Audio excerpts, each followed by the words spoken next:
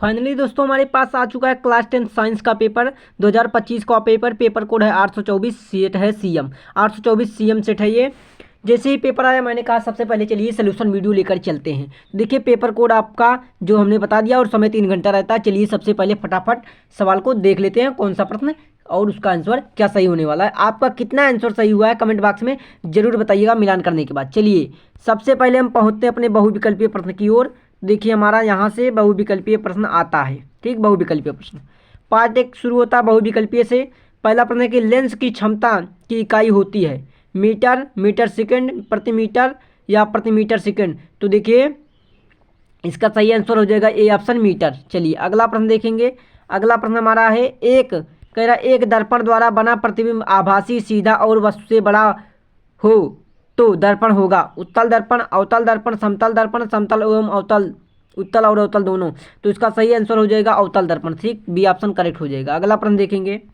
अगला प्रश्न है कि तीसरा प्रश्न है कांच का अपर्तनांक 1.5 है, वायु में प्रकाश की चाल 3 × 10⁸ है, मीटर प्रति सेकंड है। कांच की प्रकाश की चाल ज्ञात कीजिए, कांच में प्रकाश की चाल ज्ञात कीजिए। तो इसका सही आंसर बी ऑप्शन हो जाएगा 2 × 10⁸ मीटर प्रति सेकंड आंसर इसका। ठीक, अगला प्रश्न क्या है कि आकाश का रंग नीला होने के कारण है, क्या कारण है? प्रकाश का परावर्तन, प्रकाश का वर्ण विक्षेपण, प्रकाश का अपवर्तन या प्रकाश का परिकिरण।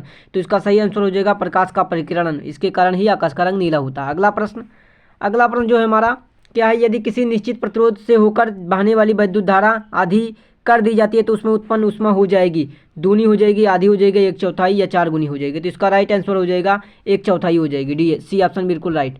चलिए अगला प्रश्न क्या है, किसी एक समान चुंबकीय क्षेत्र में एक धारावाही चालक पर लगने वाले विद्युत चुंबकीय बल का परिणाम निर्भर नहीं करता है। किस पर निर्भर नहीं करता है? वो विद्युत धारा की दिशा पर निर्भर नहीं करता। तो इसका डी ऑप्शन बिल्कुल राइट हो जाएगा। आपका कितना आंसर सही होता है कमेंट बॉक्स में जरूर बताइएगा। चलिए लघु पतन के समय विद्युत परिपथ में विद्युत धारा का मान हो जाता है, बहुत कम हो जाता है, परिवर्तित नहीं होता, बहुत अधिक हो जाता, लगातार परिवर्तन होता है। तो इसका सही आंसर हो जाएगा बहुत अधिक हो जाता है, बहुत अधिक हो जाता है। ठीक, सी ऑप्शन बिल्कुल राइट हो जाएगा। अगला उपभाग अब सेक्शन हो जाता है बी। देखिए C6H6 में सी परमाणु की संयोजकता क्या होती है? तो इसका राइट आंसर C4 हो जाती है। क्या हो जाती है? 4 हो जाती है। ठीक, चलिए अगला प्रश्न है कि परवल बेस है। परवल बेस क्या है? तो परवल बेस जो होता है NaOH, सोडियम हाइड्रोक्साइड जो है एक परवल बेस है। ठीक, ए ऑप्शन बिल्कुल राइट होगा। अगला प्रश्न क्या है, डॉट को गर्म करने पर O2 प्राप्त होती है, किसको गर्म करने पर? तो इसका सही आंसर हो जाएगा PbNO3 का होल ट्वाइस, ये इसका राइट आंसर हो जाएगा। ठीक, चलिए अगला प्रश्न देखेंगे। अगला प्रश्न जो हमारा क्या है, साधारण ताप पर धातु है, क्या है? 11वां क्वेश्चन, साधारण ताप पर धातु क्या है? Mg है, Cu है, Cr है या फिर Hg है? तो इसका राइट आंसर डी Hg हो जाएगा। ठीक, अगला प्रश्न देखेंगे।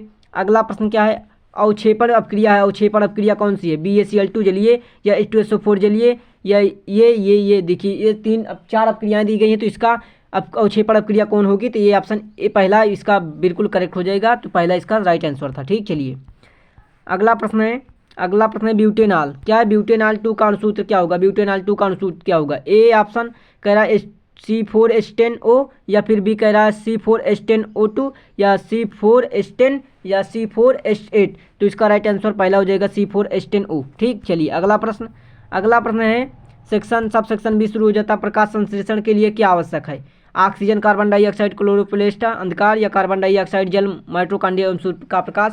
तो इसका सही आंसर जो होगा सही आंसर जो हो जाएगा कार्बन डाइऑक्साइड जल, क्लोरोप्लास्ट एवं सूर्य का प्रकाश, सी ऑप्शन बिल्कुल इसका राइट होगा। चलिए अगला प्रश्न देखेंगे। अगला प्रश्न क्या है? अगला प्रश्न थायरॉक्सिन हार्मोन बनाने की किसकी आवश्यकता पड़ती है? थायरॉक्सिन हार्मोन बनाने में किसकी आवश्यकता पड़ती है? तो क्लोरीन, आयोडीन, फ्लोरीन या इनमें से कोई नहीं। तो इसका सही आंसर जो हो जाएगा आयोडीन। ठीक, बी ऑप्शन बिल्कुल राइट, आयोडीन हो जाएगा। अगला प्रश्न क्या है? अगला प्रश्न है कि मेंडल ने लंबे और बौने मटर के पौधे के मध्य क्रॉस कराया तो प्राप्त हुआ कि संताति प्राप्त पीढ़ी लंबे एवं बौने पौधे प्रतिशत था, क्या प्रतिशत था? 100% बड़े पौधे थे, क्या? 100% लंबे पौधे थे। ठीक, चलिए अगला प्रश्न देखेंगे। अगला प्रश्न क्या है? अगला प्रश्न है कि निम्न में से कौन सा परितंत्र का जैविक घटक है? हरे पौधे हैं, ताप हैं, वायु है, खनिज है। तो इसका सही आंसर जो हो जाएगा ए ऑप्शन हरे पौधे। ठीक, अगला प्रश्न देखें। अगला प्रश्न क्या है, द्वार कोशिकाएं पाई जाती हैं, द्वार कोशिकाएं पाई जाती हैं फेफड़े में पाई जाती हैं, यकृत में पाई जाती हैं, स्टोमेटा में या फिर हृदय में। तो इसका सही आंसर हो जाएगा स्टोमेटा। ठीक, स्टोमेटा में पाई जाती हैं। ठीक, स्टोमेटा में। अगला प्रश्न देखेंगे। अगला प्रश्न जो हमारा, वायुमंडल के ऊपरी सतह में उपस्थित ओजोन सूर्य से आने वाले किस विकिरण से पृथ्वी की रक्षा करती है?